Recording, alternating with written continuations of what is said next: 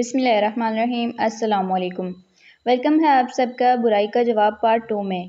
وہ بہت گھبرائی ہوئی تھی۔ چونٹے نے جب اس کی طرف دیکھا تو بولی، آپ مزے سے سو رہے ہیں اور گھر میں پانی بھرا جا رہا ہے۔ ہیں؟ کیا کہا؟ پانی؟ پانی کہاں سے آ رہا ہے؟ چونٹا بولا، میں کیا جانوں کہاں سے آ رہا ہے۔ آپ باہر جا کر دیکھیں اور اس پانی کو کسی طرح بند کریں ورنہ ہمارا محنت سے جمع کیا ہوا غلہ ضائع ہو جائے گا، چونٹی نے کہا۔ چونٹا فوراً باہر کی طرف بھاگا۔ باہر پہنچا تو اس نے دیکھا کہ اس کے بل کے بالکل قریب جوہر میں ایک بھینس بیٹھی بار بار اپنی دم کو پانی میں مار رہی ہے، جس سے پانی کے چھینٹے اڑ کر چونٹے کے بل میں داخل ہو رہے ہیں۔ چونٹے نے یہ منظر دیکھا تو پریشان ہو گیا۔ اس طرح تو ہمارا خوراک کا ذخیرہ خراب ہو جائے گا، جاڑوں کے موسم میں بھوکے مر جائیں گے۔ چونٹے نے یہ سوچا، پھر دوڑ کر بھینس کے قریب ایک پتھر پر چڑھ کر بولا، بی بھینس، میری ایک بات سنو۔ کیا ہے؟ وہ اکڑ کر بولی۔ دیکھو بہن، میں ایک غریب اور کمزور سا چونٹا ہوں، میرے چھوٹے چھوٹے بچے ہیں، تم جانتی ہو ہم زیادہ گرمی برداشت نہیں کر سکتے، اس لیے مناسب موسموں میں برے وقت کے لیے اپنی خوراک ذخیرہ کر لیتے ہیں۔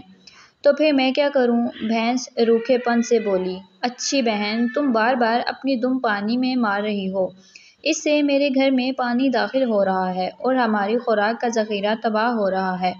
خدا کے لیے مجھ پر اور میرے بچوں پر ترس کھاؤ اور اپنی دم پانی پر نہ مارو، میں تمام زندگی تمہارا احسان مند رہوں گا۔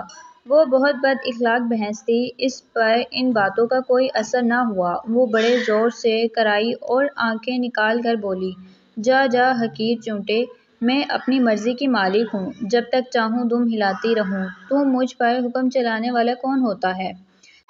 دفعہ ہو جاؤ ورنہ کچل کر رکھ دوں گی۔ چونٹے نے یہ سنا تو اس کی آنکھوں میں آنسو بھر آئے۔ وہ سمجھ گیا اس ظالم بھینس سے مزید کچھ کہنا بیکار ہوگا، چنانچہ وہ سر جھکا کر لوٹ آیا۔ گھر میں بہت زیادہ پانی بھر چکا تھا، خوراک کا سارا ذخیرہ تباہ ہو چکا تھا اور چونٹے کے بچے خوف سے چیخیں مار رہے تھے۔